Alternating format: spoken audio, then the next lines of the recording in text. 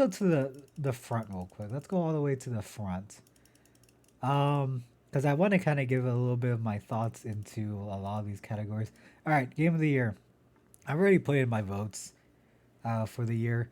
I was kind of like quickly doing them right now, but I this is like the first time actually going through all of the categories.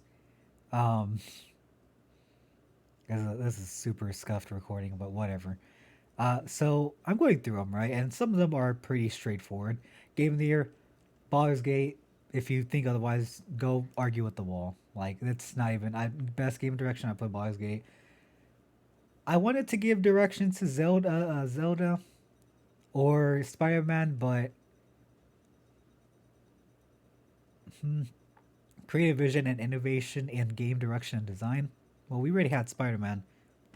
We already had Tears of the Kingdom. Mario's the same platformer every year. Like it's the same 2D platformer with some new things. I haven't played Alan Wake 2. I hear it's good, but I don't know about innovation, so I just gave it to Baldur's Gate because that game is incredible in like every aspect.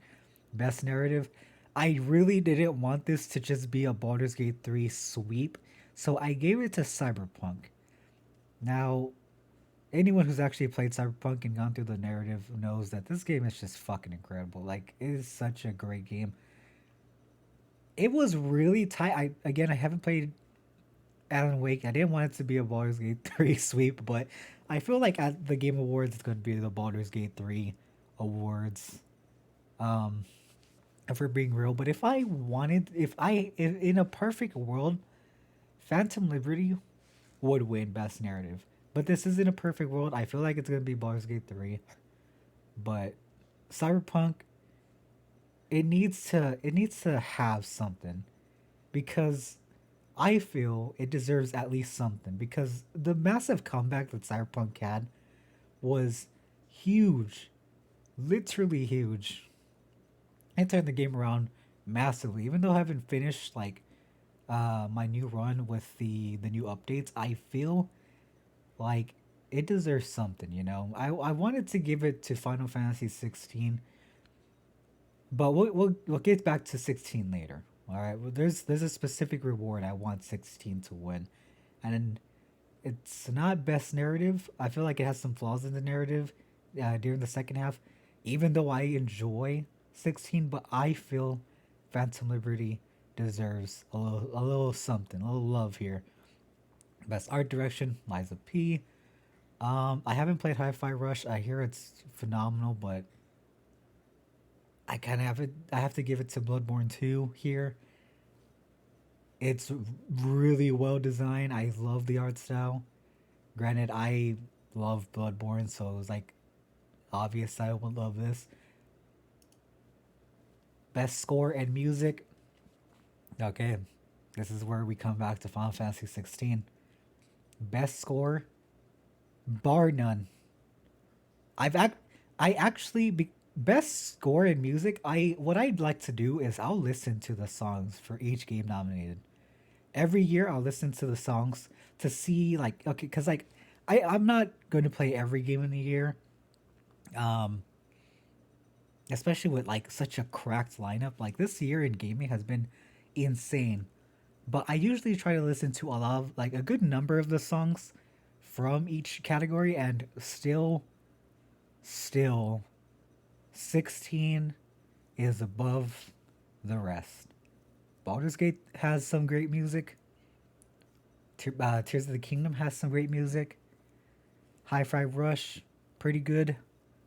Alan Wake and Baldur's Gate, it's like they have good music, but like Final Fantasy 16 is a cut above the rest. Soken deserves his reward this year. Like he deserves all the credit that he can get. Best audio design. I'm honestly not even sure. Recognize the best in-game audio and sound design. I kind of just gave it to RE4. I wasn't too sure what to vote here. Um, Dead Space has some good audio. Don't know about Hi-Fi Rush or Alan Wake. This is such a weird like award in my opinion, but like whatever. I just gave it to RE4 because now best performance. was hard. Actually, no, it wasn't hard. Ben Star, you know I fucking love Final Fantasy 16. Ben Star really killed it as Clive in Final Fantasy 16. No disrespect to any of these actors. I think they all did an incredible job. Yuri Lowenthal, is that my cat? Sorry, I got distracted by my cat. Neil Newbon as Asterion, fantastic. Yuri Lowenthal did an amazing job as Peter. Idris Elba, I mean, he's an actual actor, so like that's kind of what is my cat doing? I don't know. I might cut that out. Whatever. We're doing this on the spot. I this is my super scuff like just quick take on the Game Awards. What was that? Yeah, just like an amazing lineup for all these actors, but Ben Starr, in my opinion, deserves it the most. Innovation, accessibility. I have no fucking clue. This is like one of those like weird awards where it's like recognize hardware and software and hardware that push the medium forward by adding features, technology, and content to help games be more played and enjoyed by even wider audience. I didn't vote because I felt like this was such a weird. You know what? I think Street Fighter Six because like Street Fighter Six for those who haven't played it is probably one of those like games. Like this is probably one of the few fighting games that if you want to get into a fighting game and you're new to fighting games, Street Fighter 6 is really good for like teaching new players how to actually play the game. Like in a really good direction. Like it's very easy to pick up. Like you're not going to get good overnight, like don't get me wrong, but like it is really good to just pick up and like actually learn a good chunk of the game, like surprisingly. Games for Impact, I have no clue what any of these are, so I skipped it. Best ongoing, I gave it to Genshin. I feel I was gonna give it to 14, but like recently, I played a lot of Final Fantasy 14. But I feel like it's we've had a bit of a drought. Like a lot of players have been like kind of leaving because there hasn't been too much to do or too much incentive to keep playing right now. I mean, obviously that's going to change when the new expansion comes out next year. But recently, at least for this year, at least for me, in my opinion, I feel like there's not a whole lot of incentive. I actually got back into playing it like for the past month, like really getting into it. But that's because like I don't know, like I tend to find things to do, even if it's like really old content. I find things to do. But as opposed to like the stuff that's new, there hasn't been a whole lot. In my opinion, I kind of want to give it to Cyberpunk, but I'll give it to Genshin because I hear Fontaine is actually really freaking good. Best community support, Final Fantasy 14. I just gave it because like the devs are actually like really good with communicating to their audience. I don't know about CD Projekt Red or Larian Studios. I know Hello Games like they are always fixing or not even fixing updating No Man's Sky. I feel like they like they're pretty in the right they're pretty in the right to win this award, but I just gave it to 14. Um oy, oy. Best community support, huh? What community support, Jeff? Bungie fired most of them. What community support? Whatever. I don't want to go into giant rants about Final Destiny 2. If you know, you know of like what's going on with like Bungie right now, then it's awful. Best indie game. I haven't played any of these. Maybe I should. I haven't played like a. Actually, no, that's a lie. I've played like a. I played Lethal Company, which is technically an indie game. Oh yeah, my bad. Um, as far as these games, I haven't played, so I can't give my input in these. Debut indie. Haven't played these. Best mobile game. Haven't played Ever Crisis. I don't know if it's any good. Monster Hunter now, same thing. Terra nil. Literally the only thing I've played on this list is Honkai Star Rail, and I actually like Honkai. I don't really like. I don't really care too much about mobile games, but like I play Honkai on my PC, and like I enjoyed the bits I played of it, but this is just kind of like a whatever award for me. Best VR. I gave it to Resident Evil. Best action game. Without a doubt in my mind, I say Remnant, but I gave it to Armor Core. But I could give it to Remnant. If either or won, it'd be fine, in my opinion. Action adventure, I just gave it to Zelda because, in terms of adventure and traversal, this game is solid. Solid, solid. Like, there's so much to do in it. Best RPG, gave it to Final Fantasy. I could give it to Lies of P, but I gave it to 16. I was going to say 14. 16, because it is my favorite RPG from this year. Definitely not Starfield. Like, these three deserve it. Don't vote for Starfield, for the love of God. Yeah, just the same, like, Fallout tropes, but in space, guys. I know it's, like, not too bad, but, like, Baldur's Gate, 16, Lies of P. Like, come on. Best fighting game, easy lineup, Street Fighter 6. Best family, I gave it to Sonic Superstars. I was going to give it to Super Mario Wonder, but I give it to Sonic. Sim, I just gave it to Engage. I don't play a lot of Sims. I should. I should pick up more Fire Emblem games. Like, I actually enjoyed Three Houses when I played it, but I've never gotten into the series myself. Best sports racing game. I kind of just memed. I saw Hot Wheels Unleashed and I was like, Pog, Hot Wheels. Best multiplayer. This is so weird. I feel like there's been more multiplayer games this year that could have probably fit this. I don't know about Party Animals. I would have loved to give it to Diablo 4. I mean, Diablo 4, but after launch, just it kind of went downhill. I hear it's getting better, but I just gave it to Baldur's Gate. Street Fighter 6 is a weird one for multiplayer, but I mean, technically it is multiplayer. Same with Mario Wonder. I don't know. I just gave it to Baldur's Gate because it is such a fun experience to play with your friends. Like it's so enjoyable.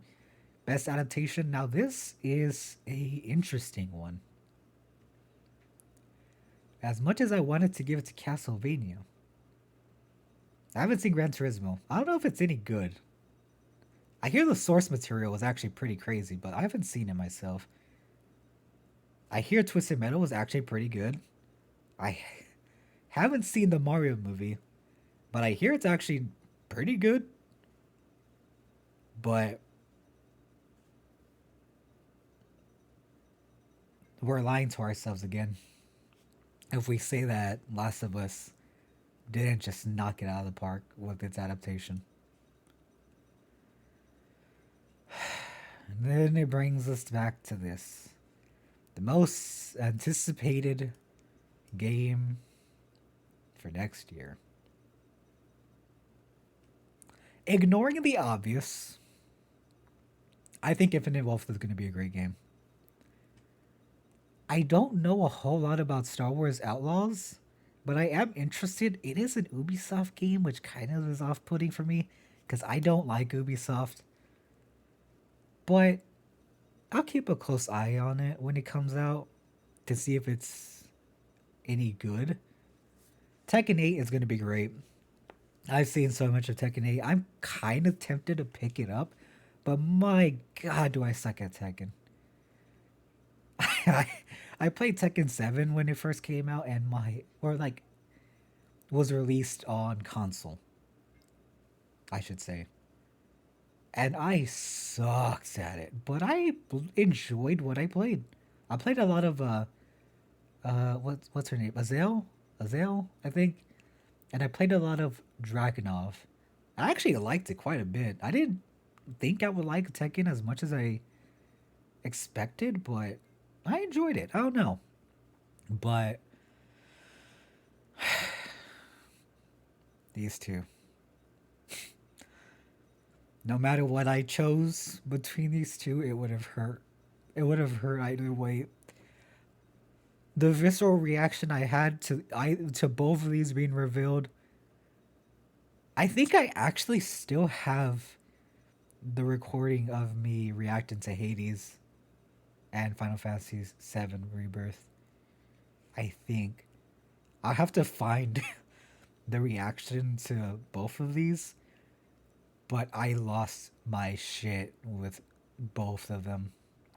Just I the only reason I gave it to Rebirth, the only reason is because we've technically seen more of Rebirth than we have of Hades 2. That's the only reason that it's more anticipated for me than Hades 2. That's because we've seen more of it. That doesn't make it any better. But it's the only way I could have voted for either of these. I am still so hyped for both of these games, like you have no freaking idea. Let's move on. Best content creator. This isn't even like best content creator. This isn't even a question. It's Iron Mouse. It's Iron Mouse. No contest. For me at least. No contest. I fucking love Iron Mouse. Iron Mouse is the reason why I even started streaming in the first place. I know I haven't streamed in months. I need to get back to it. I need to figure something out because my schedule is a lot more flexible. So I'll see what I could do for streaming. I do want to try out smaller forms of content that I'll throw on YouTube, but for the time being, um, I'll have to work something out. I'll have to work something out. Back to this Iron Mouse. That's my pick. She's great. I love her. I love her content. I try to watch her live stream whenever I can. If I ever wanted to like actually get serious with VTubing, it's because of Iron Mouse. She's like, mm, yeah, I'd say she is my favorite content creator of all time. Like, she is such an enjoyable person to watch. But anyway, moving on. Best esports. I don't really care for esports. I don't really care. I am shocked that PUBG Mobile is on here. Maybe it's good. I don't know. This is such a weird, like, nominee, in my opinion, but whatever. Never played League. Never played Dota. Never played Counter Strike. I've played a lot of Valorant this year. So, I guess we're going to give it to Valorant. Best athlete, best team, best coach. These are such an awards, in my opinion. Whatever. I don't really care about these awards too much. I think they're such non-awards. But hey, if people like watching esports, they'll vote.